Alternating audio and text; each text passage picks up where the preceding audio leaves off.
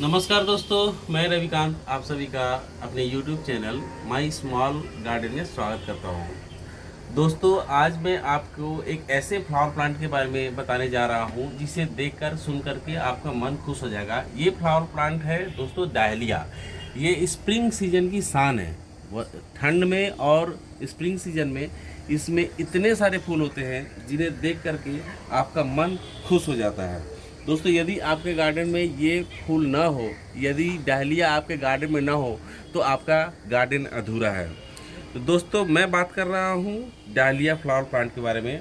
आज मैं इसके बारे में इस वीडियो में कंप्लीट जानकारी दूंगा कि हम डहलिया फ्लावर प्लांट को कैसे लगाते हैं, अपने घर में कैसे लगा सकते हैं, इसकी मिट्टी कैसी होनी चाहिए, इसको कितनी धूप चाहिए, कितना पानी चाहिए, इसमें फर्टिलाइज़र हम कैसे इस्तेमाल कर सकते हैं और क्या क्या फर्टिलाइज़र हमें यूज़ करना चाहिए, इसकी देखभाल कैसी करनी चाहिए। तो दोस्तों, वीडियो को अंत तक ज़रूर देखिएगा और पसंद आने पर वीडियो को लाइक, शेयर और सब्सक्राइब कीजिएगा। तो दोस्तों, चलिए शुरू करते हैं।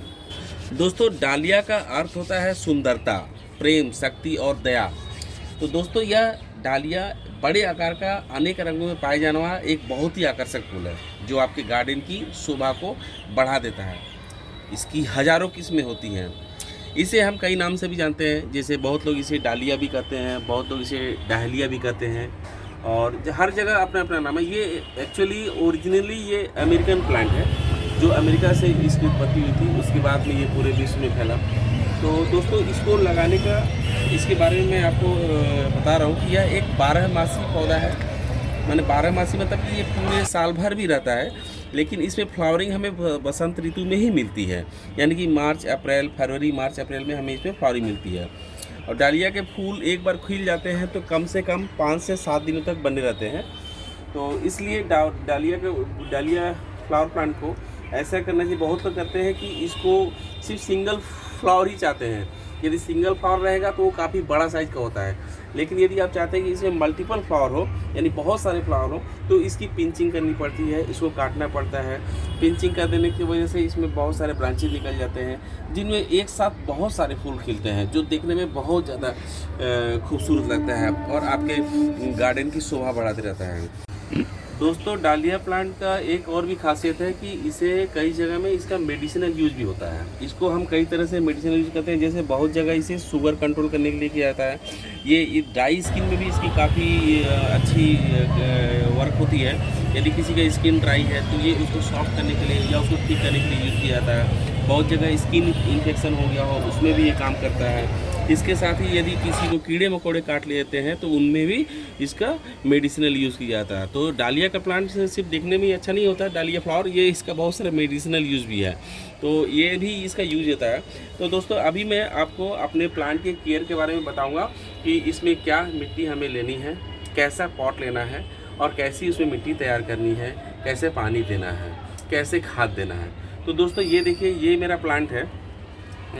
इसे मैं लेकर के आया था जब ये 10 दिनों का था, यानी काफ़ी छोटा था। अभी 3 से 4 इंच का ही ये पौधा था, इतना छोटा था, तभी से मैंने लाया और इसे ले आकर के मैंने मिट्टी तैयार करके इसे 8 इंच का है, 8 इंच का गमले में मैंने लगाया। उसमें मेरे पास छोटा गमला था, इसलिए मैंने 8 इंच के गमले में लगा दिया। लेकिन एक्चुअली में आपको यदि डालिया प्लांट में अच्छे फ्लावर लेने हैं, बड़े फ्लावर लेने हैं, तो आपको कम से कम 10 इंच के पॉट आपको इस्तेमाल करने ही चाहिए, क्योंकि इसकी जड़ें काफ़ी गहरी जाती हैं, उनमें बल्स बनते हैं। तो इसलिए आपको कम से कम 10 इंच का पॉट यूज़ करनी चाहिए। और इसमें मिट्टी कैसे आपको देनी चाहिए, तो देखिए, डालिया प्लांट की मिट्टी जो है वो काफ़ी भुरभुरी होनी चाहिए। ऐसी मिट्टी जिसमें कि आपको पानी न जमे, यानी वेल ड्रेन्ड होनी चाहिए। पानी आप यदि डालते हैं तो पानी संग संग आपका बाहर निकल जाना चाहिए। आपके पॉट में भी कम से कम 3 से 4 छेद होने चाहिए जिनमें आपका वाटर नहीं जमे। दोस्तों, अब मैं आपको बताऊंगा कि डालिया प्लांट के लिए आपको कैसी मिट्टी बनानी चाहिए आपको अपने पॉट में। पॉट का तो मैंने बता दिया साइज़ कि कम से कम 8 से 10 इंच का पॉट होना चाहिए। उसके बाद इसमें मिट्टी कैसे तैयार करनी चाहिए, तो मिट्टी आपको इसमें एक फार्मूले के अनुसार तैयार करनी चाहिए। जैसे आपको ये गार्डन सॉइल है, नॉर्मल गार्डन सॉइल कम से कम आपको 50% लेनी है। उसके बाद में ये आपका वर्मी कंपोस्ट या फिर इसके जगह आप गोबर खाद भी ले सकते हैं। गोबर खाद भी ले सकते हैं, या फिर गोबर खाद ले सकते हैं, या फिर आपको वर्मी कंपोस्ट ले सकते हैं। तो ये 30% होनी चाहिए। साथ में आप थोड़े से आप 10% इसमें कोकोपीट भी आप डाल सकते हैं। अच्छा, इसके अलावा आपको एक मुट्ठी कम से कम रेत होनी चाहिए, जो कि इसमें मिला देनी चाहिए। इससे कि आपकी मिट्टी वेल ड्रेन्ड हो जाएगी, यानी पानी डालते ही वो उसमें रुकेगी नहीं। हमको इसका खास ख्याल रखना है कि डालिए के पौधे में पानी नहीं जमे। यदि जड़ में पानी जमता है तो जड़ में इन्फेक्शन लग जाएगा, फंगल इन्फेक्शन हो जाएगा, जड़ सूख जाएगा और पौधा आपका मर जाएगा। पूरी मेहनत आपकी बेकार हो जाएगी। इसलिए आप हमेशा खास ध्यान रखें। पानी देना है, मिट्टी में नमी होनी चाहिए, लेकिन उसमें पानी नहीं जमना चाहिए। दोस्तों, इसके बाद में आपको बताऊंगा कि इसको कैसी धूप चाहिए। तो दोस्तों, डालिया प्लांट को कम से कम 8 से 10 घंटे की धूप बहुत ज़रूरी होती है। यदि आपको फ्लावर बड़े चाहिए, साइज़ बड़े चाहिए और साथ में आपको बहुत सारी मात्रा में चाहिए, तो आपको कम से कम 8 घंटे की धूप ज़रूरी होती है। इसलिए अगर आप अपने पौधे को ऐसी जगह रखे हैं जहाँ उतनी प्रॉपर धूप नहीं मिल पा रही है, तो पौधे को अभी से उठा करके आप ऐसे जगह में रखें जहाँ दिन की अच्छी खासी धूप, कम से कम 8 घंटे की धूप उसको मिल रही हो। पौधे फ्लावर का साइज़ बड़ा हो जाता है, कलर में भी उसमें काफ़ी फ़र्क पड़ता है। इसके प्लांट को पोटेशियम की बहुत ज़रूरत होती है। तो चलिए, मिट्टी के बाद अब मैं आपको बता रहा हूँ कि डालिया के प्लांट में आपको कैसे फर्टिलाइज़र यूज करना है। दोस्तों, डालिया के प्लांट में आपको पोटेशियम की मात्रा और फास्फोरस की अच्छी मात्रा देनी होगी। यानी कि आपको ऐसे खाद देना होगा जिसमें पोटेशियम और फास्फोरस की मात्रा अच्छी होनी चाहिए। तो इसलिए आप इसमें केले के छिलके का घोल बना करके भी आप दे सकते हैं। इसके साथ में आप इसमें नाइट्रोजन की मात्रा चूँकि कम लगती है, इसीलिए आप इसमें ज़्यादा गोबर खाद ना दें। महीने में एक बार गोबर खाद देने से भी आपको चलेगा। सरसों का घोल आप बनाते हैं तो कम से कम 15 दिन में एक बार सरसों घोल दे सकते हैं। डीएपी के भी 8 से 10 दाने 15 दिन में आप एक बार दे सकते हैं। इतना काफ़ी है। इससे आपका फ्लावर काफ़ी बड़ा होगा, साइज़ बड़ा होगा और देखने में भी काफ़ी खूबसूरत होगा। इसके बाद मैं दोस्तों बोलूँगा पेस्ट कंट्रोल के बारे में। तो डालिया का प्लांट एक ऐसा प्लांट होता है जिसमें जल्दी इन्फेक्शन नहीं, इसलिए आपको इसके लिए बहुत ज़्यादा चिंता करने की ज़रूरत नहीं है। हाँ, आपको ये करना चाहिए कि पानी देते वक्त डायरेक्ट पत्तों पर पानी नहीं देना है। आप यदि डालिया के पत्तों पर डायरेक्ट पानी पड़ता है तो पत्ते आपके सड़ जाएंगे। आप पानी जब भी दीजिए तो आप इनके जड़ों में दीजिए। यहाँ पे आप जड़ों में इसके पानी को दीजिए। आप डायरेक्ट पत्ते पानी देंगे तो आपके पत्ते ख़राब हो जाएंगे। इसके अलावा आपको अपने पौधे की नीचे की 8 से 10 इंच की हाइट तक के सभी पौधों को इसे तोड़ लेना है। इससे 8 10 कम से कम 12 इंच तक सभी पत्तों को ऐसे तोड़ लीजिए। ये बहुत ज़रूरी होता है, जिससे कि इस पर इन्फेक्शन भी नहीं होगा, ग्रोथ भी अच्छा होगा। और उसके बाद में आपको